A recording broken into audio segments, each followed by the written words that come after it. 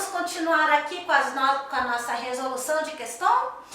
Aqui, essa questão é de um distúrbio endócrino chamada de doença de Addison, que é um desvio de saúde caracterizado pela redução da produção insuficiente de hormônios da glândula adrenal, tá? Dentre eles o cortisol. A glândula adrenal está em cima dos rins, na cabeça dos rins. Sobre a cabeça dos rins você tem como se fosse um triângulo. Esse triângulo formado por glândulas, ele tem o córtex suprarrenal e a medula suprarrenal, ou seja, a parte externa e a parte interna, tá? De qualquer maneira, essas glândulas suprarrenais, elas produzem hormônios importantíssimos para o metabolismo celular. Olha, o cortisol, por exemplo, é um tipo de hormônio que evita várias inflamações fisiológicas no nosso organismo, tá? Quando a gente tem uma inflamação que supera a reação do cortisol fisiologicamente, a gente precisa de tomar anti-inflamatórios medicamentosos. Tanto que existem doenças inflamatórias da onde o cortisol que a gente produz não dá conta. A gente parte para inclusive o corticoide, que é uma medicação anti-inflamatória de amplo espectro, né? Fabricada, que tem uma ação potente, mas que ela vem de raízes do cortisol, ou seja, nós produzimos nosso corticoide natural, que é chamado de cortisol, que ele existe para evitar, para estar sempre equilibrando o nosso organismo, evitando qualquer tipo de processo inflamatório, fisiologicamente falando, que possa vir a surgir durante o nosso funcionamento orgânico. Então a gente não chega a ter inflamações de rotina porque nós temos nosso cortisol sempre nos protegendo. Beleza? Então essa é uma das finalidades, tá? Mas não é só o cortisol que eles produzem não, eles produzem também outros hormônios importantes, inclusive para manter a pressão arterial ideal do paciente, né? Para manter o fluxo sanguíneo ideal, enfim, tá? Então os hormônios das glândulas suprarrenais são hormônios importantes para nós. E a doença de Addison, justamente, ela faz com que essas glândulas produzam pouco hormônio, tá? Então, uma das manifestações clínicas da doença é a coloração da pele, que tende a ficar, ó, pálida. Não é o caso. A pele fica pálida quando a gente perde sangue. Na doença de Addison, a gente não tá perdendo sangue. Beleza? Cianótica, não, a pele cianótica, mas quando a gente tem distúrbio respiratório grave, certo? Em que a cianose é o último sinal e sintoma que vai ocorrer de uma evolução grave, de uma alteração da respiração celular ou da hematose que ocorre nos pulmões, tá? Então, qualquer doença que venha prejudicar a hematose, a respiração celular, a oxigenação tecidual, tem como sinal e sintoma de gravidade, de evolução grave, a cianose. Não é o caso da doença de Addison. Icterícia não é o caso da doença de Addison. A icterícia, ela ocorre em outras doenças, como por exemplo, nas doenças hepáticas, né? Quando o rim está com cirrose, porque o rim, ele é responsável por tirar a icterícia do sangue e excretar na bile. Nós sabemos que nossas células sanguíneas, as hemácias, elas são renovadas pelo baço a cada 120 dias. Você tem produção de células novas, né? Enfim, renovando ali, normalmente falando. E toda vez que ocorre a renovação de nossas hemácias, elas são quebradas e liberam bilirrubina no sangue. Até aí normal, o fígado vai lá, tira do sangue, joga na bile, tranquilo, a gente não fica ictérico, porque a gente tem o rim ali, porque a gente tem o fígado ali de olhos abertos, toda vez que as hemácias são renovadas, o fígado vai lá, pega a bilirrubina do sangue, joga na bile, pronto, tranquilo, a gente não fica ictérico. Mas se o cara tá com o rim ferrado, cirrótico, vai ficar ictérico, porque ele é o único que excreta a bilirrubina do sangue. Mas não é o caso de doença de Addison. Então, a icterícia, ela é causada geralmente por doenças hepáticas ou por doenças hematológicas também, onde você tem uma destruição muito grande de hemácias com acúmulo de bilirrubina intenso no sangue a ponto do fígado, mesmo normal, não conseguir excretar aquela bilirrubina toda, aí o paciente também entra em icterícia. Então a icterícia é causada por doenças hepáticas e doenças hematológicas. A doença de Addison é uma doença endócrina, por isso que não é o gabarito certo. Tá? Hipocorada. Hipocorada é mais quando você perde sangue, tem hemorragia, enfim. Marrom bronzeada sim. Porque a doença de Addison, ela controla metabolismo celular, ela controla processos, a doença de Addison, ó, os hormônios suprarrenais. Eles controlam o metabolismo celular, eles controlam o metabolismo de todos os tecidos do nosso corpo, e o nosso tecido epitelial é um tecido, a gente produz melanina, a gente mantém o aspecto normal da pele por conta de nossas células, né, que estão no nosso tecido epitelial, que é mantido esse metabolismo pelas glândulas suprarrenais.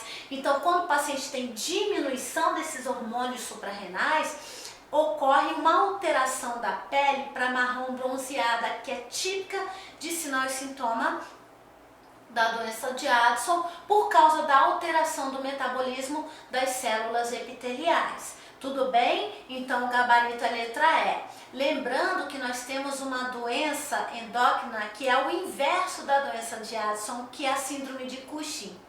Na síndrome de Cushing, o paciente produz hormônios suprarrenais em excesso. A doença de Addison produz pouco. Então são duas doenças endócrinas que são contrárias, né? Então vamos lá, tanto que na síndrome de Cushing o paciente tem aquele rosto inchado, né? Porque ele produz hormônios demais. É diferente da Addison, que produz de menos. Bom, então a doença de Addison, ela afeta o equilíbrio da água, do sódio, do potássio. Por quê? Porque os hormônios da suprarrenal, eles também fazem funcionar o metabolismo celular, as reações hidroeletrolíticas, beleza? Assim como a capacidade do organismo de controlar a pressão arterial, reagir ao estresse. A reação ao estresse é através do cortisol, né? Não é estresse mental, é estresse fisiológico. Além disso, a perda de andrógenos pode causar a queda de pelos. Andrógenos são hormônios derivados, tá? Que são hormônios sexuais secundários, né? Por isso, causar a queda de pelos no corpo da mulher.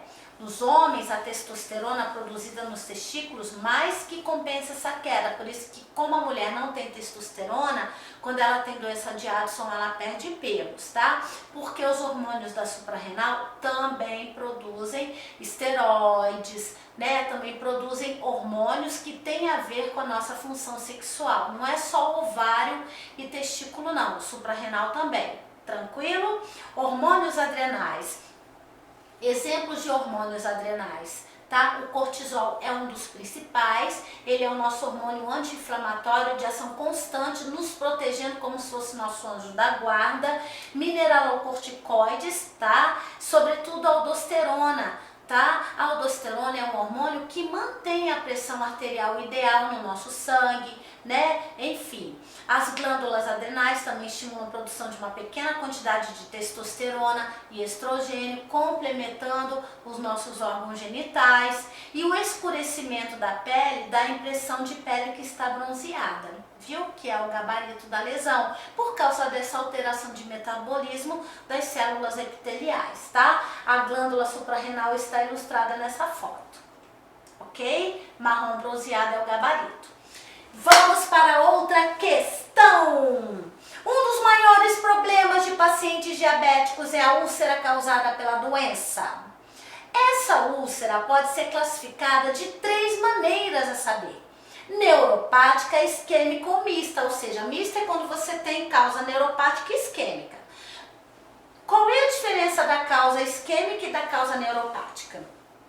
A causa neuropática é quando você tem neuropatia diabética, que é a diminuição de sensibilidade dos nervos causadas por complicação crônica da diabetes, tá?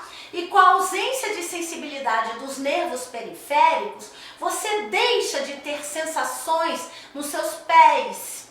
Então, se você usa um sapato fechado, se você tem um calo, se você pisa em alguma farpa, você não vai sentir. Então, quando você não sente, você também não cuida. Aí, quando você vê, você tem uma ferida que evoluiu. Essa é a úlcera neuropática. Mas tem a úlcera isquêmica. O que é a úlcera isquêmica? A úlcera isquêmica é causada pela diminuição de perfusão periférica dos pés. São as artérias que estão esclerosadas por causa da hiperglicemia. A hiperglicemia torna a parede das artérias, que são lisinhas, em paredes endurecidas, em paredes deformadas, em paredes onduladas. Então, as artérias ficam deformadas, ficam onduladas, e aí o sangue não flui adequadamente, logo o oxigênio também não vai chegar. E aí, na falta de oxigênio, o tecido evolui com necrose e a necrose, abre feridas, tá? Então, você tem as úlceras neuropáticas, as úlceras isquêmicas, mas também pode ter uma úlcera causada tanto por um paciente que tem diminuição de sensibilidade, ao mesmo tempo que também tem insuficiência arterial periférica, que será a mista. Beleza? Já está explicado? Então agora vamos para a questão. Com relação à característica do pé dos indivíduos com úlcera diabética e levando em consideração as etiologias neuropáticas e isquêmicas, assinale a afirmativa incorreta. Então vamos lá, galera. A temperatura está diminuída nas de origem isquêmica. Correto. Verdade. Por quê? O que é a úlcera isquêmica? É a úlcera causada por uma diminuição de perfusão celular periférica, ou seja, é a úlcera causada pela anormalidade das artérias. Não é a mesma coisa que trombose venosa profunda, porque a trombose venosa profunda, o problema está na veia, não está na artéria. Na úlcera isquêmica dessa questão, o problema está na artéria. Então, se o sangue arterial não chega, essa perna, esse pé não ficará corado, porque o sangue cora, ele não é vermelho, ele deixa a pele coradinha. E também não vai aquecer essa perna, porque o sangue, além de corar, ele aquece. Se o sangue não está chegando, não vai nem corar, nem aquecer. Então, as pernas do paciente vão ficar empretecidas e geladas, tá? Então, a temperatura diminuída é observada assim na úlcera isquêmica. Letra B, os pulsos estão presentes nas úlceras quando de origem neuropáticas. Porque no caso da úlcera de origem neuropática, o problema não está na artéria que não chega com o sangue. O problema está na falta de sensibilidade do pé dessa pessoa que deixou uma ferida crescer, enfim, tá? Então, você terá pulsos presentes, pulsos pediais presentes, no caso de uma úlcera neuropática, porque o problema não está na diminuição de perfusão, e sim na ausência de sensibilidade de um nervo que perdeu ali a sua sensibilidade.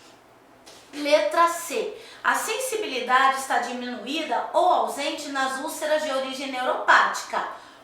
Corretíssimo. Pois as úlceras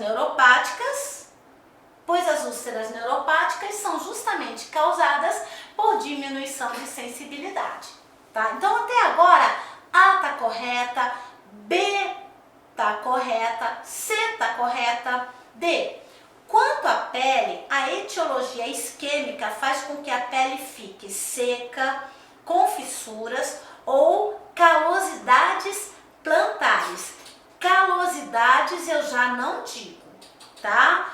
A pele da origem da úlcera isquêmica, ela fica. Como é que ela fica? Ela fica empretecida, escurecida, pode ficar ressecada sim, não tá errado, mas ela fica empretecida, escurecida, gelada. Estas são as principais características, ok? Mas vamos ver a letra E. Quanto à coloração, nas de origem isquêmicas apresentam-se pálidas ou cianóticas, rubor quando pendente em casos de grande comprometimento. Na verdade, o rubor, a vermelhidão, ela é observada nas úlceras venosas. Porque nas úlceras venosas o problema não está na artéria, o problema está na veia. E a veia não leva sangue arterial, a veia leva sangue venoso. Então, se o sangue venoso está com dificuldade de circulação, isso pode provocar trombos, coágulos sanguíneos, inflamações, mas não deixando a perna preta nem gelada, porque o problema não está no sangue arterial, está no sangue venoso. Então, a perna dos pacientes com úlcera venosa fica com aspecto diferente, fica avermelhada, edemaciada, dolorida.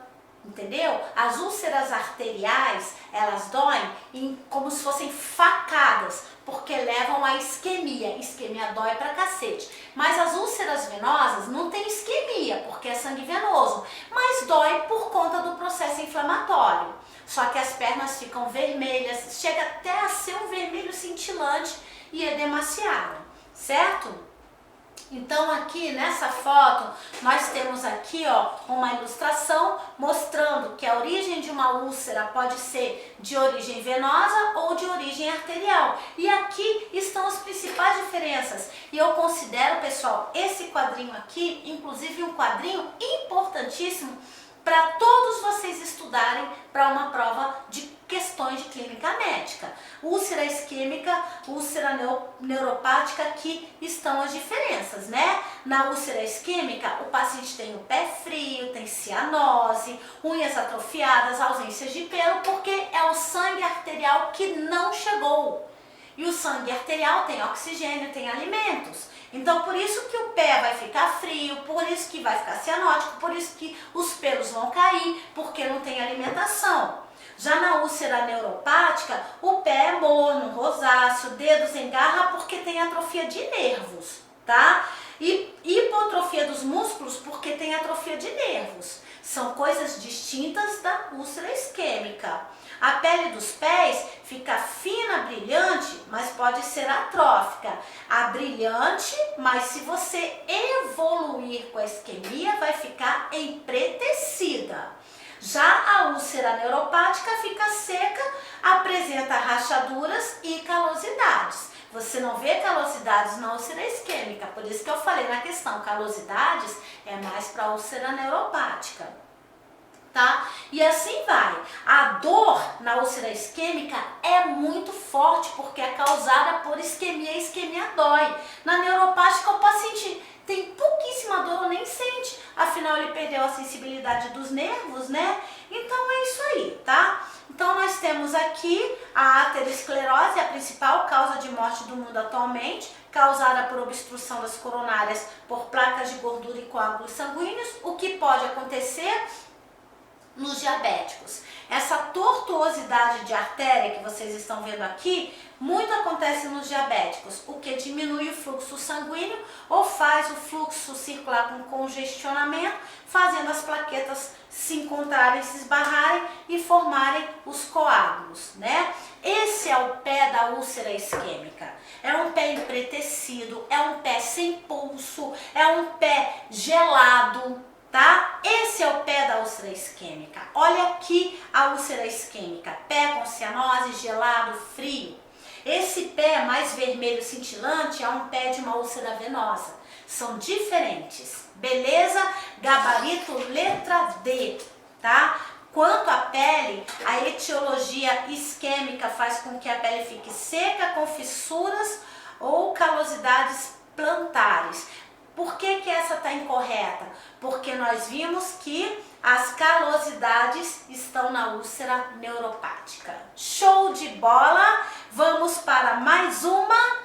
A intervenção de enfermagem que não deve ser aplicada para um paciente que utilize fístula arteriovenosa é a seguinte.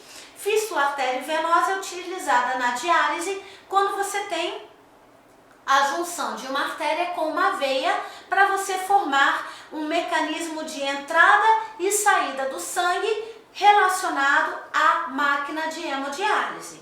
Bom, aí aqui ele quer que a gente marque a opção que fala assim: A intervenção de enfermagem que não deve ser aplicada para um paciente que utilize fístula arteriovenosa é a seguinte: o sopro é quando você coloca a mão, né? Você sente o frêmito, quando você coloca o dedo, você sente o frêmito, aquele tremer. Quando você ausculta, você sente o sopro, né? Aquele barulho de sangue que pode até borbulhar quando passa por um canal único, que é a junção da artéria e uma veia. O sangue pode borbulhar ali, entrar em borbulha, como se fosse uma onda batendo na areia, o que faz aquele barulho de sopro. O sopro e a palpação do frêmito devem ser realizados a cada 8 horas, tranquilo, para você poder verificar a presença de quê? A presença de uma fístula pérvia, ok? Tá? Se tem sopro e tem frêmito, significa que o sangue está passando ali com força total, ótimo. Letra B, não verificar a pressão arterial nem coletar sangue a partir do membro cossesso. Verdade. O paciente, quando ele tem uma fístula arteriovenosa, aquele membro tem que ser isolado só para hemodiálise, nada mais. C, manter contenções do tipo manguito no braço do acesso para preservar o funcionamento de fístula. Óbvio que a letra C é o gabarito. Você não pode comprimir a fístula em hipótese nenhuma, tá? Então, letra C é o gabarito. Acho que não preciso nem ler as outras, né? Tá tão na cara que letra C é o gabarito. Tá? Só para a gente recordar, verificar a permeabilidade com maior frequência, quando os pacientes estiverem hipotensos. No caso de sangramento pós-diálise, a partir do sítio da agulha, a enfermeira deve aplicar uma pressão suficiente para estancar o fluxo de sangue, mas não uma pressão muito forte que possa colabar a fístula. Ok, essa aqui é a foto da fístula, né? É a junção de uma artéria com uma veia, para você ter uma entrada e uma saída para a máquina de hemodiálise, e o gabarito, a letra C. Vamos para mais uma questão? A infecção do trato urinário é a infecção mais comumente adquirida ao longo dos cuidados de saúde em unidades hospitalares. 80% dessas infecções resultam da utilização de um catéter uretral. Sobre tu, é correto afirmar que essa questão é até fácil, né? Questão de infecção hospitalar, que hoje em dia a gente chama de infecção relacionada à saúde pela Anvisa, são questões até legais de fazer. Letra A. Em geral, a bexiga tem uma colonização bacteriana estabelecida. Peraí, ele quer que a gente marque a correta, porque a letra A não está correta não. Em geral, a bexiga tem uma colonização bacteriana estabelecida? Negativo. A bexiga é estéril. Tanto é estéril que quando a gente vai passar uma sonda vesical, a gente utiliza a técnica estéril para a introdução da sonda. Então, letra A está errada. B.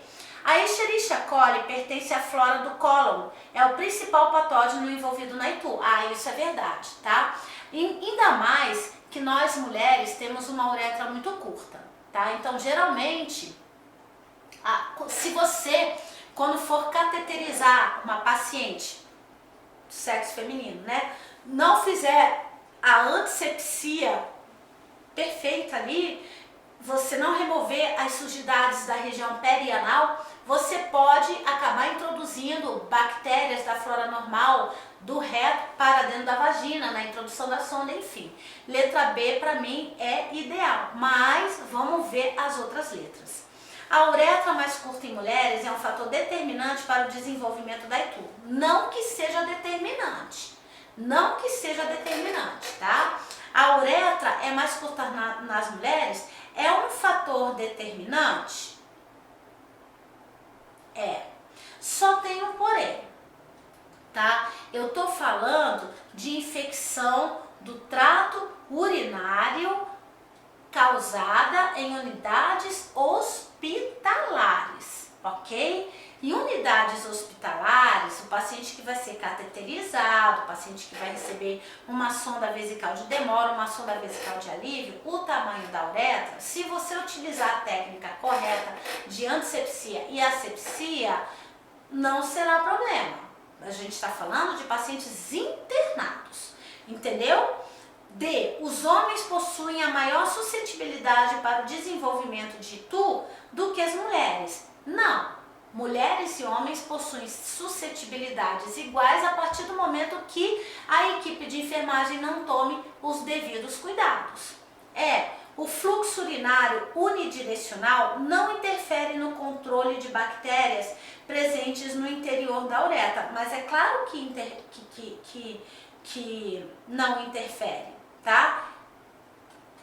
Que interfere, perdão. Por quê?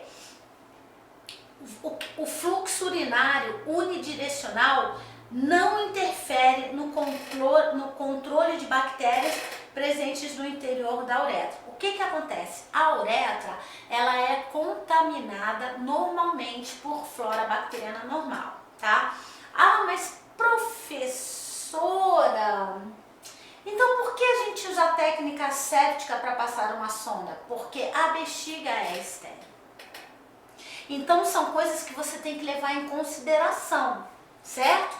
Então, aqui tá a infecção urinária, o catéter vesical. É muito importante eu lembrar a vocês que quando vocês forem passar uma sonda vesical de demora, vocês não devem inflar o balão mais de 20 milímetros de água, 20 a 25 milímetros de água. Você não pode passar dessa proporção de inflar o balão, porque o balão muito inflado, ele acaba obstruindo a bexiga urinária e não permitindo o escoamento da urina para dentro da sonda e o paciente acaba evoluindo com infecção urinária. Esse é um dos cuidados que a enfermagem tem que ter quando inflar o balão, tá? Com relação à sonda vesical de demora, cateterismo de alívio, códon, que a gente nem tem mais que usar, a Anvisa está proibindo completamente, e sistemas de drenagem, eu coloquei esse slide porque eu achei ele muito interessante. Após uma única cateterização de alívio, o risco varia de 1 a 5% do paciente pegar uma infecção urinária no dia. Sistema de drenagem aberto, sem chance. O paciente vai se contaminar 100%. Não tem como evitar. Já o sistema de drenagem fechado, que é a sonda de Foley, 25% dos pacientes desenvolvem infecção urinária, tá? Então, a menos perigosa que é o catéter de alívio.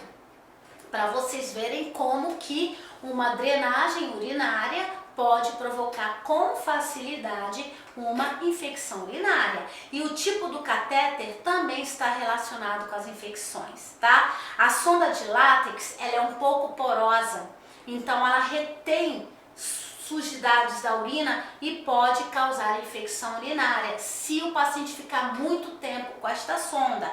A sonda de PVC, ela é mais tranquila porque ela é para sondagem de alívio. E a sonda de silicone é a melhor que tem para ficar no paciente por um tempo maior, porque a de silicone ela é mais lisinha e não agrega sujidade como a de látex. Não é legal, tá? Não é legal?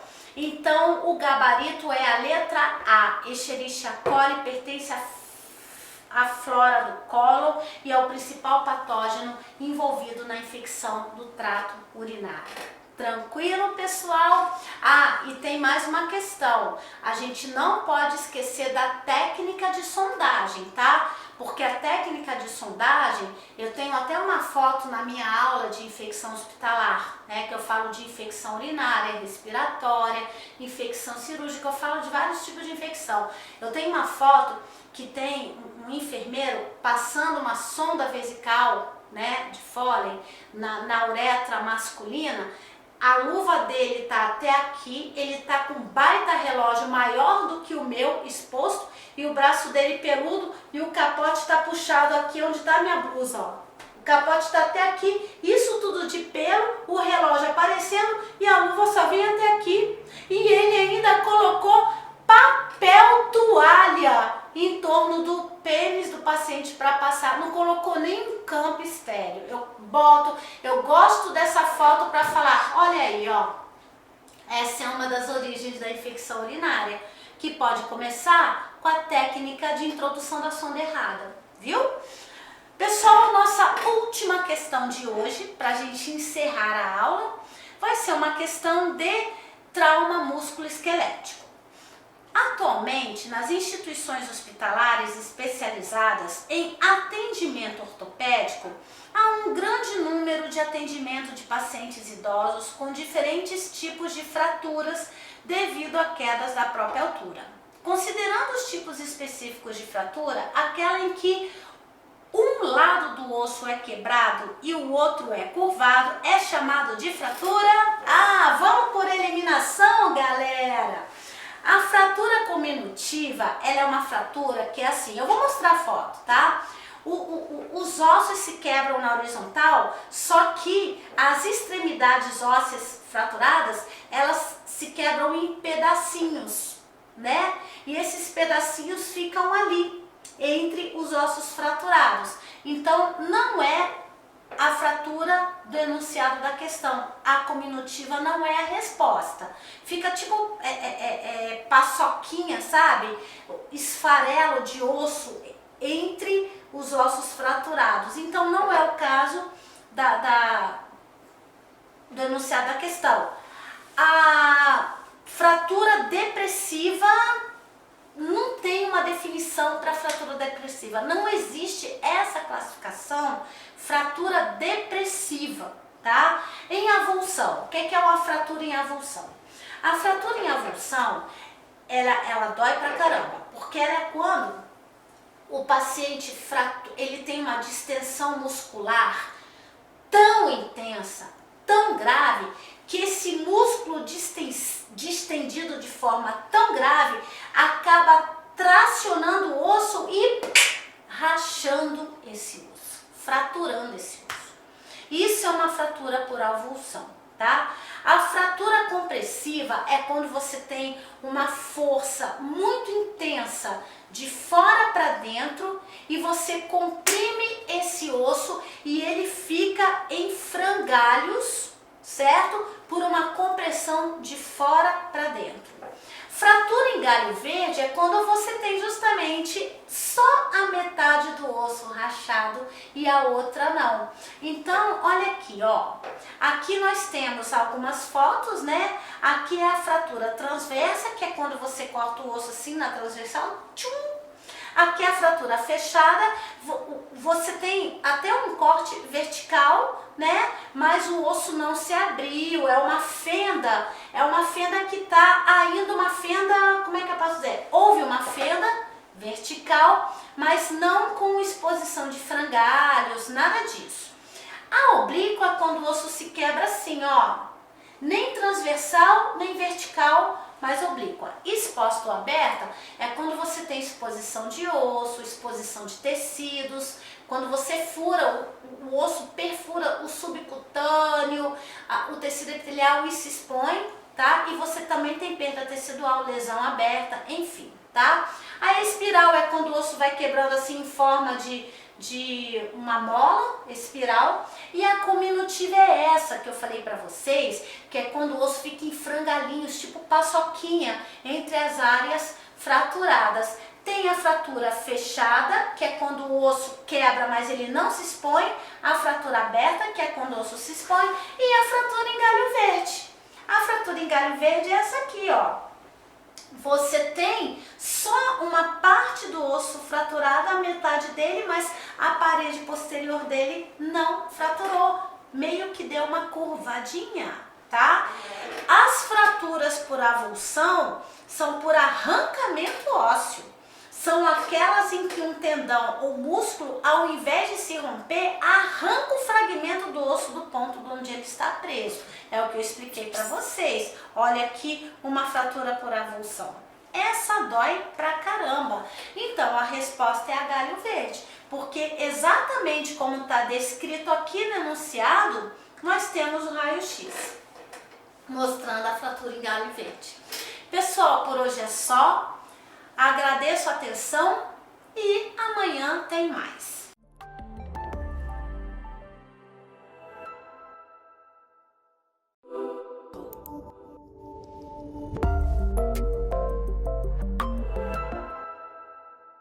Olá pessoal, então vamos estudar mais um pouquinho?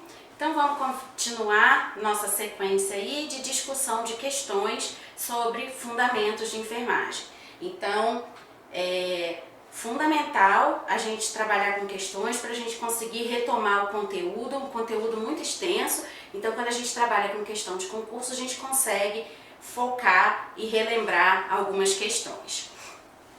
Vamos lá, gente. As anotações de enfermagem fornecem dados que irão subsidiar o enfermeiro no estabelecimento do plano de cuidados ou prescrição.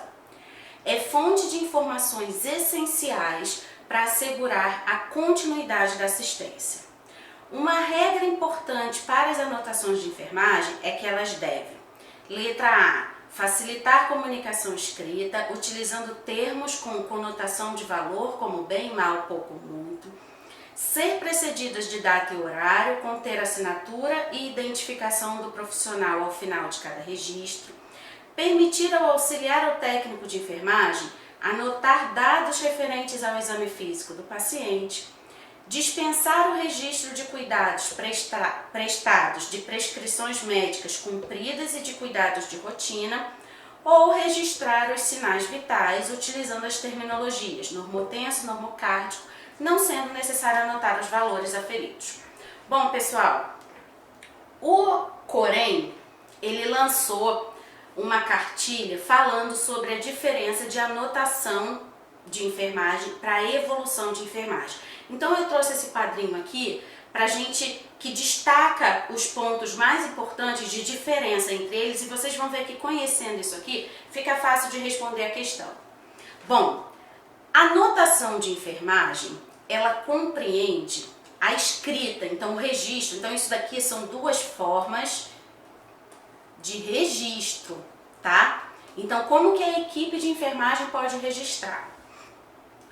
A anotação de enfermagem, ela compreende o registro de dados brutos, ou seja, não existe análise desses dados, tá certo? Os dados analisados, eles são descritos na evolução de enfermagem, e a evolução de enfermagem, ela é privativa do enfermeiro, tá certo? Então, a anotação, qualquer profissional da equipe de enfermagem pode fazer, ou o enfermeiro, ou o técnico de enfermagem, ou o auxiliar de enfermagem, tá certo? Agora, a análise desses dados, quem faz é o enfermeiro. Então, é uma atividade privativa. A evolução de enfermagem é uma atividade privativa do enfermeiro, tá? Então, todas as vezes que vocês virem dados analisados, esses dados, esse registro tem que ser uma evolução de enfermagem, tem que ter sido pelo enfermeiro. Não é atividade do técnico e do auxiliar de enfermagem analisar os dados. Eles têm que fazer o registro dos dados brutos, tá? A evolução de enfermagem, ela é o registro de um período, enquanto a anotação de enfermagem, ela é o registro de um momento. Vocês querem ver um exemplo? Que até envolve isso aqui. O enfermeiro, ele chega no plantão, ele passa visita nos pacientes e aí ele precisa sempre fazer uma evolução de enfermagem. O que ele vai colocar nessa evolução? Ele vai colocar os dados subjetivos que ele coletou através da anamnese, ele vai colocar o exame físico dele, ele vai planejar assistência, ele vai colocar propostas de intervenções, então ele vai descrever o período do plantão dele, tá certo? A anotação de enfermagem é de um momento, por exemplo, o paciente arrancou a sonda nasointeral. Isso é uma anotação de enfermagem, tá certo? Então não é um dado que foi analisado, é somente uma descrição, um registro de uma situação, de um dado bruto. O que aconteceu? O paciente arrancou a sonda, tá certo? Então ela é pontual, então eu coloco lá, 14 horas, paciente retirou sonda nasointeral, ponto final. Tá bom? Foi repassada pelo enfermeiro, feito raio-x, ponto final, tá certo? A anotação, ele envolve somente a observação. Então você viu que o cara lá arrancou a sonda, você escreveu que o cara arrancou a sonda, tá? O enfermeiro, ele vai fazer uma reflexão, ou seja, Eu estou fazendo a avaliação, eu vejo que o paciente arrancou a sonda 3 vezes ao longo do plantão. É um paciente que está agitado. Então, a gente precisa rever a questão da agitação, ver se é possível a sedação, ver se vai ter que fazer contenção, ver se a gente vai ter que conversar com a família. Então, é um dado que precisa de uma reflexão para estabelecer uma conduta, tá? Então, essa é a diferença entre a anotação de enfermagem e evolução de enfermagem. Bom, o que a questão traz? A questão fala especificamente de anotação. Então, a gente está falando de registro de dados brutos que acontecem em um determinado momento, sem nenhuma análise, sem reflexão, dados pontuais, tá certo? Então, vamos lá. As anotações facilitam a comunicação escrita? Facilita. É um registro de enfermagem e é óbvio que a gente tem que fazer para facilitar a comunicação. Utilizando termos com conotação de valor. Se eu coloquei conotação de valor, gente, significa que eu analisei aquele dado. E a anotação não prevê que os dados sejam analisados, prevê o registro de dados brutos. Então, isso está incorreto. Tem que ser precedidas de data e horário, sim, ter a assinatura e identificação do profissional ao final de cada registro. Corretíssimo. Todo registro de qualquer profissional, não é só da enfermagem não, de qualquer profissional precisa ter a identificação desse profissional, tá certo? E precisa ter a data e o horário pra gente saber de quando que aquilo foi, né? Não adianta o médico chegar lá, fazer um registro, não colocar a data, a gente não sabe nem de quando que foi aquilo. O cara tá há 30 dias internado e a gente não sabe de que dia que foi aquilo. Permitir ao auxiliar ao técnico de enfermagem anotar dados referentes ao exame físico. Lembra que eu falei, gente, exame físico é evolução de enfermagem, atividade privativa do enfermeiro, então não pode ser realizada por auxiliar ao técnico. Dispensar o registro de cuidados prestados, de prescrições médicas cumpridas e de cuidados de rotina. De jeito nenhum, a anotação é para a gente registrar tudo que foi feito com o paciente, ele não dispensa registro de nada. Tá? Todos os dados brutos, tudo que foi realizado com o paciente pode ser registrado. Registrar os sinais vitais, sim, utilizando as terminologias normotenso, normocárdico. Não. Se eu vou dizer que está normotenso, eu estou analisando esse dado para dizer se o paciente está com a pressão normal, certo? Então, não. Se analisou, já não é mais anotação de enfermagem, já é evolução, tá? E é privativo do enfermeiro. Então, a resposta correta é a letra B. Tudo bem, pessoal? Então, vamos lá falar um pouquinho sobre a punção venosa agora.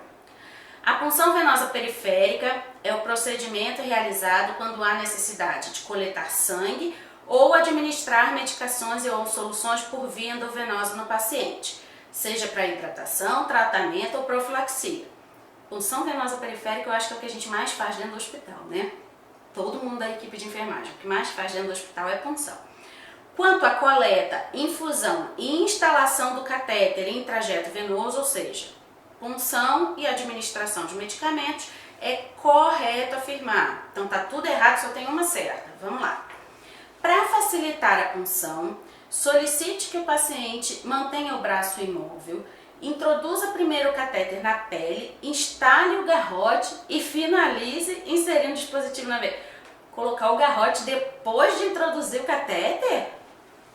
Não, né, gente? O garrote é a primeira coisa que a gente coloca para a gente conseguir visualizar a veia, né? Então, não. Para infusão contínua de solução, antes da punção, conecte o equipo ao frasco de solução, retire o ar e, se necessário, conecte o tubo extensor. A gente sempre faz isso, né? A gente preenche o circuito, a gente preenche o equipo, a gente preenche o polifix. Então, a gente sempre faz a retirada de ar, sim. Essa está correta. Vamos ver as outras. Para impedir refluxo sanguíneo, salinize o catéter com soro fisiológico 20% antes da instalação. Exponha o local de aplicação e verifique as condições da veia. Gente, solução hipertônica?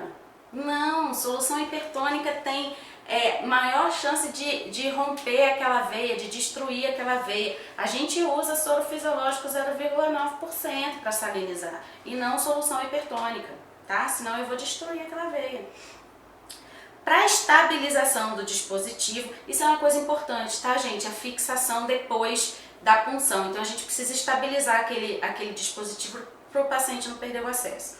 Introduz o catéter venoso na pele, com o bisel voltado para baixo, a um ângulo de 90 graus. Não, 90 graus intramuscular, não endovenosa, tá? Então, punção, a gente varia esse ângulo de 15 a 45 graus. E aí depende, né? Depende da profundidade da veia. Então, às vezes, a gente precisa entrar mais superficial para as veias mais superficiais. Às vezes, a gente precisa de um ângulo um pouquinho maior para pegar uma veia mais profunda, tá? Então, isso está errado. O bisel sempre voltado para cima.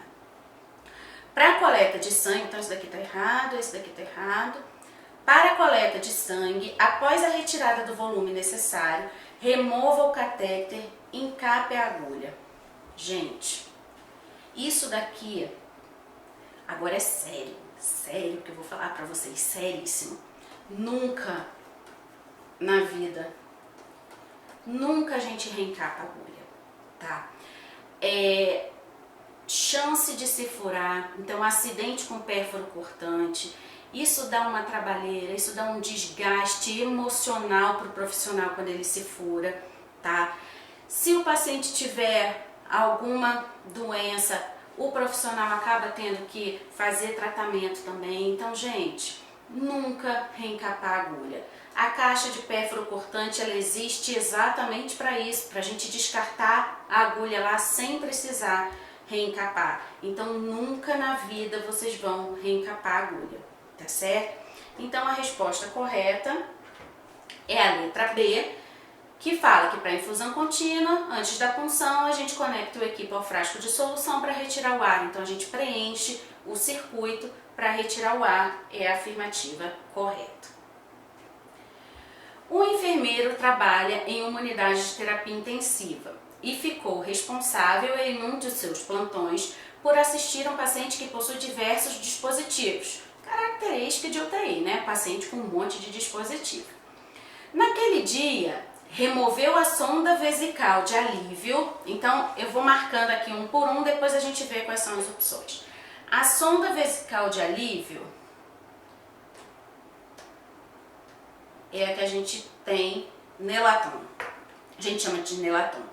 Administrou sonda dieta interal. Então, se ele administrou dieta interal, foi pela sonda nasointeral, que a gente chama de Doppelhoff.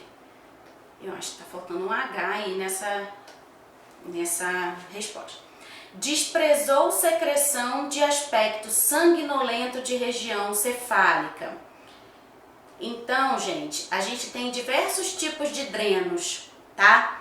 Os drenos que a gente utiliza normalmente na região cefálica são os drenos Portovac ou Hemovac, também é um dos termos que vocês podem encontrar, que é um dreno de sucção, tá? Ele é um dreno fechado, um sistema fechado, que tem um coletor e que a gente implementa uma sucção nesse dreno.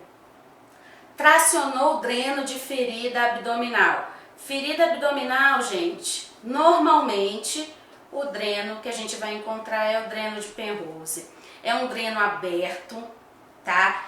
Ele faz a drenagem por capilaridade, então a gente faz aqueles curativos enormes que a gente tem que usar compressa, porque é um dreno aberto que não tem um coletor, tá? Muito utilizado nas cirurgias abdominais. Tracionou o dreno, instalou sonda vesical de demora. A sonda vesical de demora é a sonda de Foley. Então, a sequência correta é Nelaton, Doppelhoff, Portovac, Penrose e Foley. Tá certo? E aí eles foram variando. O que a gente tem de diferente aqui? A gente tem só o dreno de Kerr. O dreno de Kerr é um dreno de vias biliares, tá? É um dreno que tem um formato de T e ele é utilizado para vias biliares. E o que a gente tem mais diferente aqui? A sonda de Levine, que é a sonda nasogástrica, tá? É isso. Então, a resposta correta está na letra A, que apresenta a sequência com que os drenos e catéteres foram manipulados por esse enfermeiro da UTI. Certo? Então, questão sobre Resolução 450 de 2013, publicada pelo Conselho Federal de Enfermagem, estabelece as competências da equipe de enfermagem em relação à sondagem vesical. Tá? Então, uma resolução que fala especificamente da sondagem vesical. É de competência do enfermeiro e técnico de enfermagem, por exigir maior complexidade técnica. Gente, a nossa lei do exercício profissional, ele fala isso. Qualquer procedimento que seja invasivo, que exija maior complexidade técnica, é privativo do enfermeiro. Ele não é realizado pelo técnico de enfermagem. Então, não é competência do enfermeiro e do técnico, tá? É competência do enfermeiro. Requer cuidados de enfermagem com conhecimentos de base científica e capacidade de tomar decisões imediatas. Sim, se a gente faz a introdução no orifício errado, por exemplo, a gente precisa tomar a decisão. Se a gente tem alguma obstrução, alguma dificuldade para introduzir a sonda, são avaliações e decisões imediatas que o enfermeiro precisa tomar. Portanto, a inserção do catéter vesical é privativo do enfermeiro. Foi isso que eu falei para vocês com relação à questão anterior. Então, por que ele é privativo do enfermeiro? Porque ele exige conhecimento científico e capacidade de tomar decisões imediatas. É um procedimento invasivo que envolve riscos, então, por ser um procedimento de maior complexidade, ele não pode ser executado pelo técnico de enfermagem, ele tem que ser executado pelo enfermeiro, tá? Então, a sondagem vesical é privativa do enfermeiro. Pode ser delegada por qualquer profissional de enfermagem, já está errado. Bem treinado e preparado para realizar o procedimento com base científica comprovada pela instituição. Então a gente já sabe que é privativo do enfermeiro, já sabe que essa está incorreta. É de competência do enfermeiro, porém o técnico de enfermagem treinado poderá realizar o procedimento. Já falei para vocês que não. É de competência do enfermeiro, técnico e auxiliar de enfermagem, desde que treinado e com embasamento científico, utilizando o rigor técnico-científico no momento do procedimento. Gente, uma questão bem facilzinha, que se você soubesse que a sonda vesical ela é um procedimento privativo do enfermeiro, você já acertava a questão, tá? Então já decora isso aí. Sonda vesical privativo do enfermeiro. Olha aqui, uma questãozinha dada que você só precisava saber isso, não precisava saber mais nada. Porque todas as outras opções ele colocou outros profissionais da equipe. Então já dava pra gente excluir facilmente as outras opções. Tá certo? Então a resposta, letra B, privativo do enfermeiro. Não esqueça. Ao realizar a anamnese e examinar um paciente com lúpus eritematoso sistêmico, em pulsoterapia com metilprednisolona e ciclofosfamida, o enfermeiro identificou nele o diagnóstico de enfermagem e risco de infecção, prescrevendo e realizando ações como o monitoramento da temperatura corporal e dos sítios de inserção de dispositivos invasivos, quanto à presença de sinais de infecção, com reavaliação sistemática do estado do paciente. No caso descrito, quais das atividades realizadas são privativas do enfermeiro? Gente, as opções, elas trazem etapas da sistematização da assistência de enfermagem, tá? Vamos conversar um pouquinho sobre essas etapas. Quando a gente fala de sistematização da assistência de enfermagem, a gente pensa em 5 etapas. A gente tem a primeira etapa, que é a etapa do histórico. Nessa etapa, a gente vai fazer a coleta de dados, e a coleta de dados ela é feita através da anamnese e exame físico. Com esses dados coletados, eu vou traçar os diagnósticos de enfermagem, vou planejar a assistência, implementar e avaliar. Tá certo? O que esse enfermeiro aqui do caso ele fez? Ele identificou o diagnóstico de enfermagem, risco de infecção, prescreveu, então ele fez a etapa do planejamento, ele prescreveu e ele realizou ações, então ele também implementou. O que a questão está pedindo? Dessas 3 etapas que ele fez, ele ainda botou aqui, ó, com reavaliação sistemática. Então ele avaliou. Com relação a essas 4 etapas que esse enfermeiro fez, ele quer saber qual dessas atividades são privativas do enfermeiro. Então vamos lá. Planejamento e implementação. A implementação, ela não é uma atividade privativa do enfermeiro. Como a gente viu na questão anterior, tudo que envolve avaliação, análise, isso é função do enfermeiro, tá certo? Quando a gente pensa na coleta de dados, então no histórico, essa atividade, essa etapa, ela é privativa do enfermeiro? Não necessariamente. Sabe por quê? Vou dar um exemplo para vocês. Você está lá no posto de enfermagem, o técnico de enfermagem chega para vocês e fala assim: enfermeira, a dona Maria, lá da enfermaria 1, ela está com temperatura de 38,2.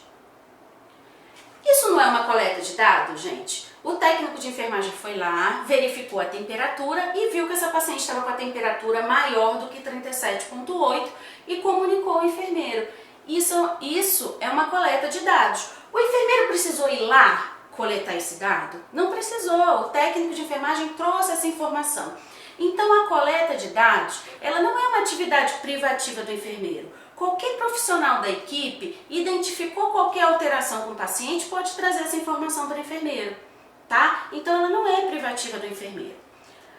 O diagnóstico de enfermagem, sim. O diagnóstico é uma atividade que é privativa do enfermeiro. Por quê?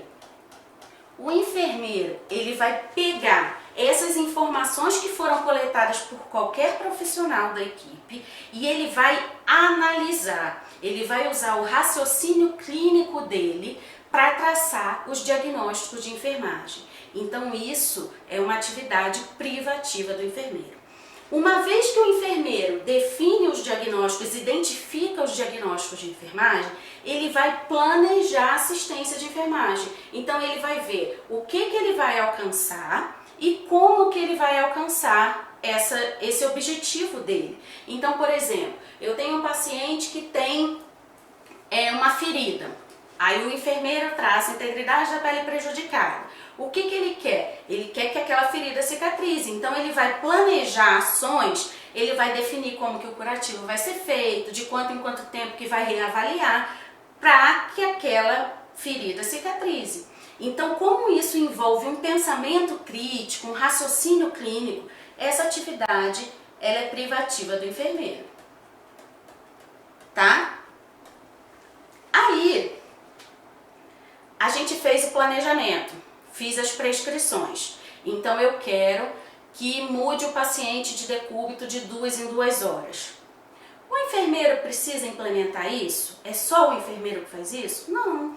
Ele prescreve para que toda a equipe execute. Então o técnico de enfermagem vai verificar os sinais vitais, o técnico de enfermagem vai fazer o banho no leito, o técnico de enfermagem vai trocar a fralda. Então o enfermeiro planejou a assistência, mas nem tudo é executado privativamente pelo enfermeiro.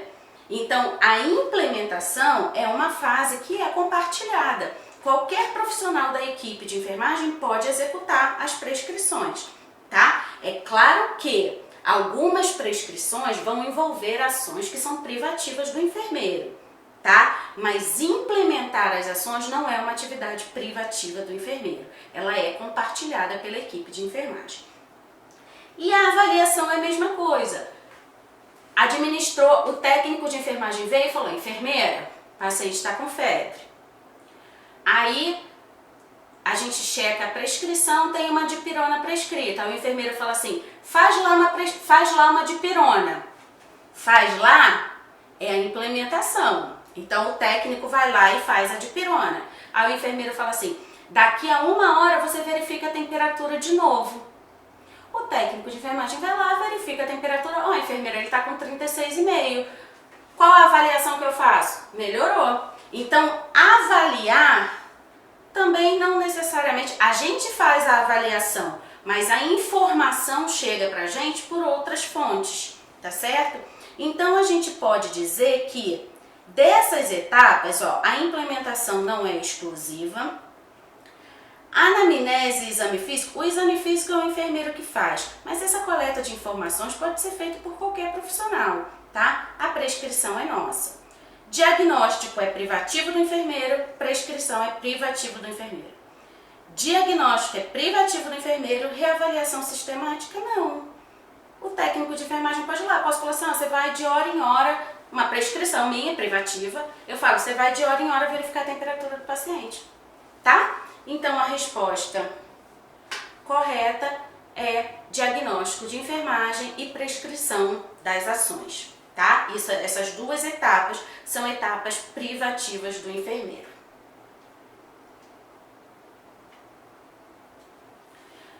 Uma frequente complicação relacionada ao cateterismo vesical é a infecção do trato urinário. No que se refere às boas práticas de enfermagem para a prevenção da infecção do trato urinário relacionada ao cateterismo vesical, qual a conduta correta? Então ela quer saber o que a gente tem que fazer para prevenir infecção de trato urinário. Realizar o esvaziamento da bolsa coletora de urina ao atingir seu nível máximo. A gente não espera chegar no nível máximo não, gente, a gente esvazia antes, tá? Porque se ela chegar no nível máximo, a urina pode voltar para dentro da bexiga e favorece a infecção. Então essa primeira, não.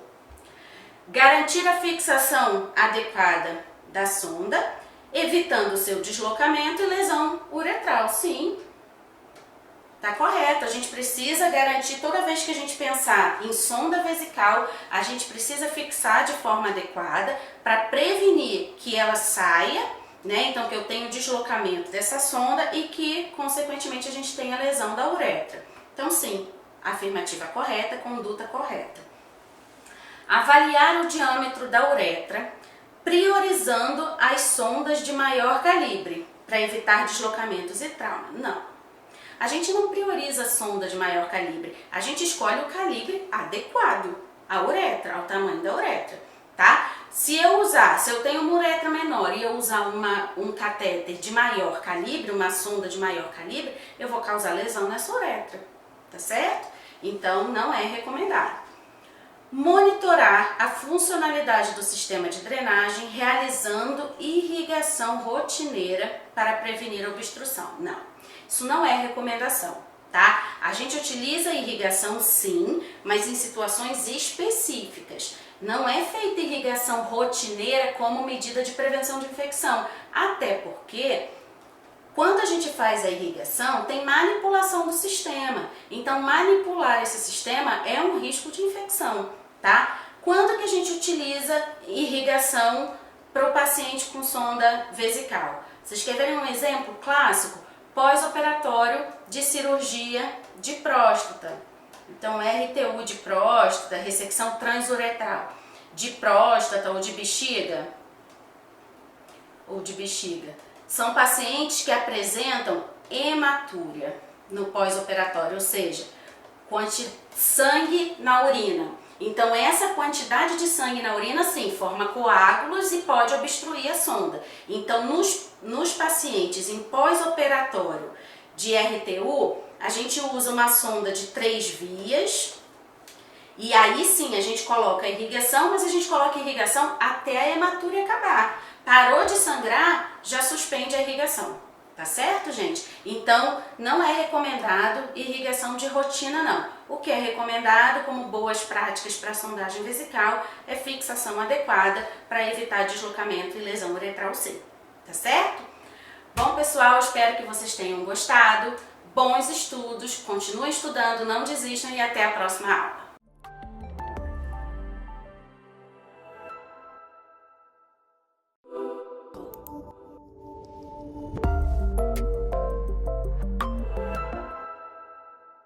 Vamos fazer mais uma, galera? Tô de volta, vem comigo!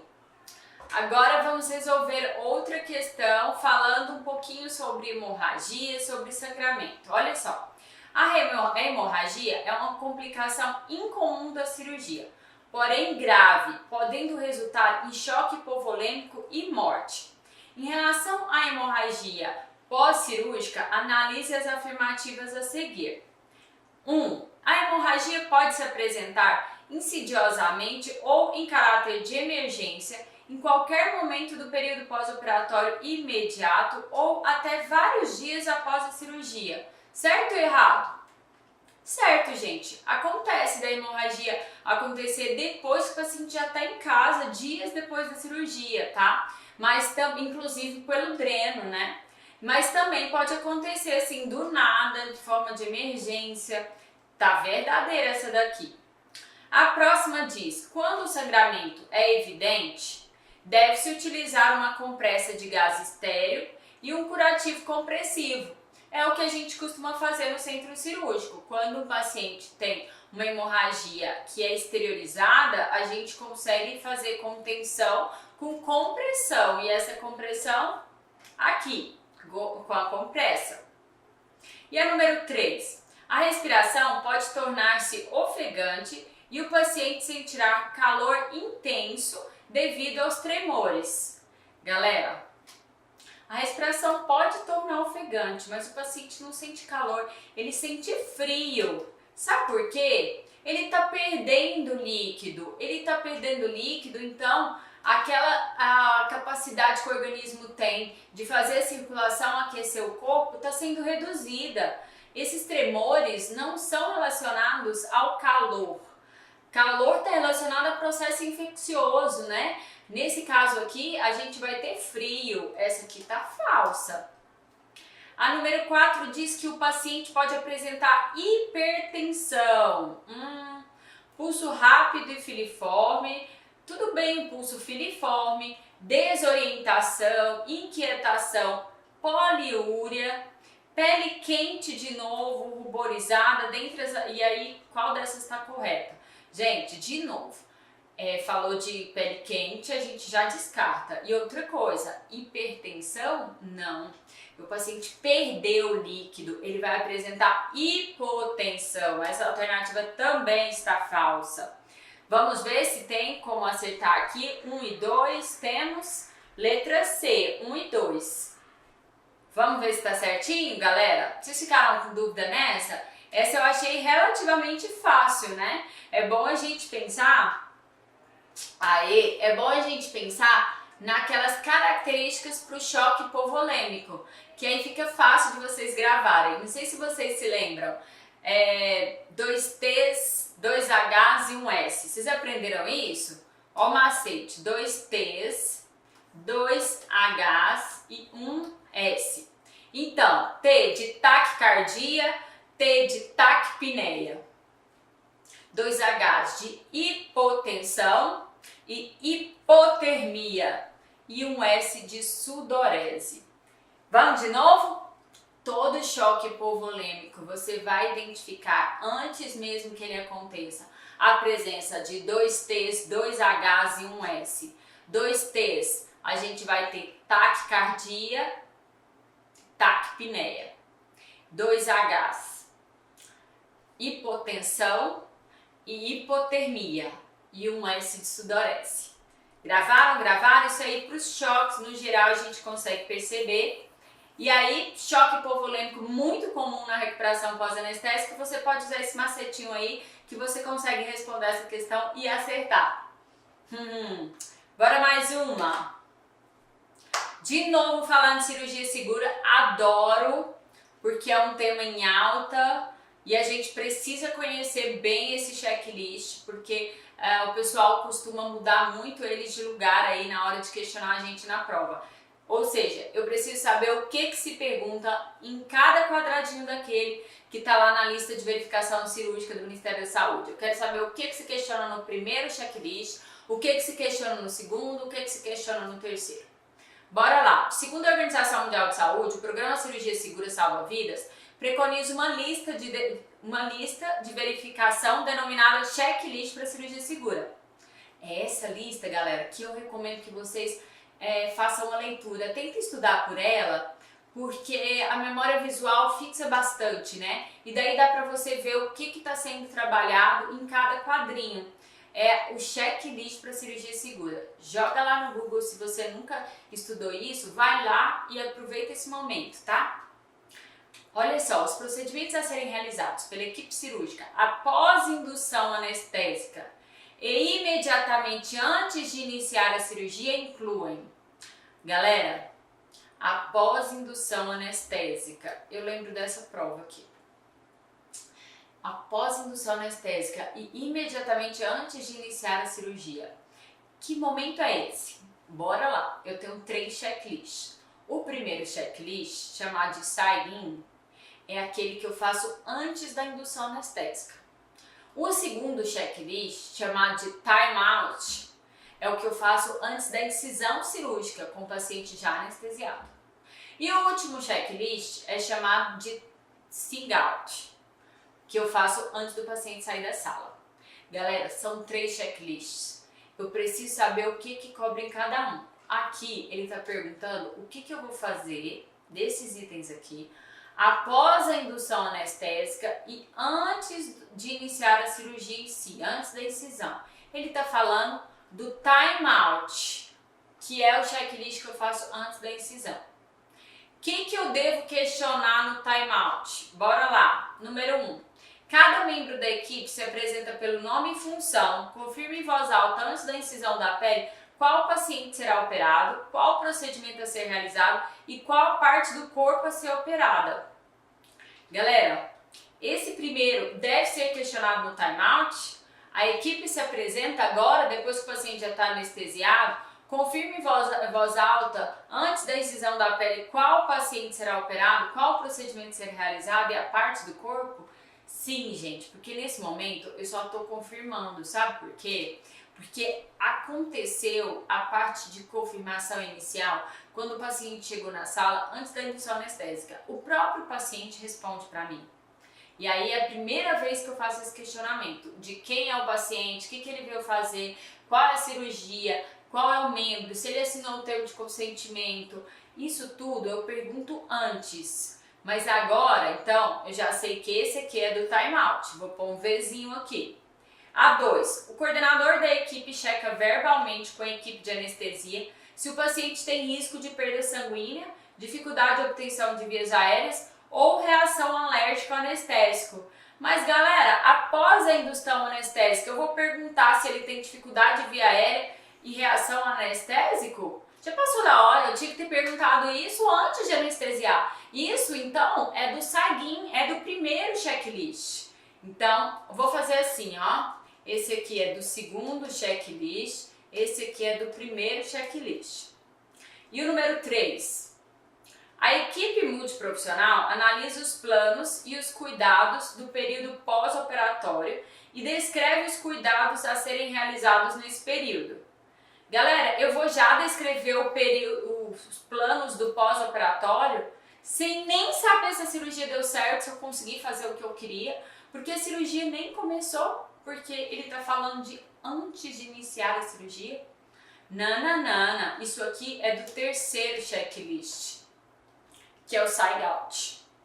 E o último, a enfermagem revisa se o instrumental cirúrgico foi esterilizado corretamente e se o antibiótico profilático foi administrado nos últimos 60 minutos. Aí sim, isso aqui é do time-out, o segundo checklist. Eu vou perguntar se o paciente já tomou o antibiótico, se tiver passado de 60 minutos, eu repito a dose. E se ele não tiver tomado ainda, eu vou fazer naquela hora antes da incisão, porque meu paciente já está anestesiado. Esse sim é do número 2, chamado time out. Time out. Galera, olha só. Temos alternativa? 1 e 4. Letra D, de deu para passar nessa prova. E aí, deu para vocês também? Bora ver isso? Aê! Certinha, galera. O que tem mais para nós? Temos mais uma classificação de novo de acordo com a contaminação. Relacione a classificação das cirurgias com a respectiva descrição do seu potencial de contaminação. 1 para limpa, 2 para potencialmente contaminada, 3 para contaminada e 4 para infectada. Então, bora lá. Cirurgia realizada em tecido de difícil descontaminação, com ausência de supuração, ou seja, de pus, mas com penetração no trato digestivo, respiratório, geniturinário. Geniturinário já fala assim, né? Ou urinário, sem contaminação significativa, ou seja, sob controle, né? Gente, eu acabei de falar sobre essa questão, né? É a potencialmente contaminada. Essa é a descrição dela, ó, difícil descontaminação, sem supuração e tem penetração naqueles tratos que a gente conversou. Então, é a potencialmente contaminada. Então, potencialmente contaminada, vou pôr aqui em romano para ela. A segunda ali, realizada em tecidos estéreis ou de fácil descontaminação, na ausência de processo infeccioso local, sem penetração do trato digestório, respiratório, urinário e em condições ideais da sala cirúrgica. Gente, olha, essa daqui ele deu muita ideia para nós, né? Porque, ó, tecidos estéreis, fácil descontaminar, não tem processo infeccioso, não penetra naqueles tratos e a sala tá ideal para cirurgia. Gente, ele tá falando de cirurgia limpa. Vamos pôr o doisinho aqui, ó. E a terceira, realizada em tecido com supuração. Opa, tem pus? Eu já sei, não tem outro jeito. Ela é isso mesmo, infectada, mas vamos terminar. Tecido necrótico, é só da infectada. Ferida traumática suja, aberta há mais de 4 horas só na infectada. Ele nem falou das horas, gente, mas já falou que é uma ferida traumática suja. Essa daqui, número 3, eu vou botar aqui na infectada. E sobrou a contaminada para a próxima, mas bora lá. Realizada em tecidos recentemente traumatizados e abertos. Difícil descontaminação com processo inflamatório, mas sem supuração. Gente, as contaminadas não pode ter pus, necrose, fezes, mas elas têm que ter presença de micro-organismo de fora, né? Então, ó, recentemente traumatizado, tá dentro das 4 horas. É um tecido aberto que entrou micro-organismo de fora, mas é difícil descontaminar, não tem supuração. Opa, então ele tá falando da contaminada. Número 4. Agora vamos ver 1 e 1, 2 e 3, já não deu, gente. Eu quero 1 para 2, né? 1 para 2, a letra B tá dando. 2 para 1, deu também. 3 para 4, deu também. 4 para 3, deu também. Letra B. Eba, vocês acertaram aí? Gente, cuidado para vocês não confundirem com essa associação aqui. É só vocês irem vendo 1, 2, 3 e 4 e associando lá em cima, né? Um número romano. Às vezes confunde mais, né? Mas para vocês, se tivesse A, B, C, D, ia ser mais fácil, né? Vocês estão mais acostumados. Mas fiquem de olho nisso daí. Ficou fácil, porque ele deu muitos indicativos aqui do que seria. Difícil a gente errar essa, né? Gostei dela. Bora mais? Olha essa. Nas últimas décadas, as técnicas cirúrgicas foram bastante aperfeiçoadas, aumentando as oportunidades de tratamento de patologias complexas. No entanto, esses avanços também aumentam o modo expressivo, o potencial de ocorrência de erros, que podem resultar em danos para o paciente e levar à incapacidade ou morte. Sabe-se que uma das ações que podem diminuir a ocorrência de erros durante o procedimento cirúrgico é a demarcação do sítio cirúrgico, principalmente em procedimentos que envolvem lateralidade, múltiplas estruturas e múltiplos níveis. Sobre a demarcação do sítio cirúrgico, assinalado no protocolo de cirurgia segura do Ministério da Saúde, assinale a alternativa incorreta. Bora lá achar o que está errado aí sobre demarcação de sítio cirúrgico. Letra A. A identificação do sítio cirúrgico deverá ser realizada por médico, membro da equipe cirúrgica, antes do alinhamento do paciente, do encaminhamento do paciente para o local de realização do procedimento. Galera, a identificação deve ser realizada pelo médico preferencialmente antes do paciente ser encaminhado para o local onde vai ser realizada a cirurgia, preferencialmente. isso aqui tá ótimo, tá lindo, mas eu tô procurando a incorreta, não é ela que eu vou marcar, né? Mas ela tá bonitinha. Então hoje agora eu quero saber qual não vai ganhar o coraçãozinho. A identificação do sítio cirúrgico, sempre que possível, deverá ser realizada com o paciente anestesiado. Gente, o paciente vai ser anestesiado onde? No centro cirúrgico. Eu acabei de falar que eu prefiro realizar o procedimento antes do paciente ser encaminhado para o centro cirúrgico. Não vou dar coração para essa não, vou guardar.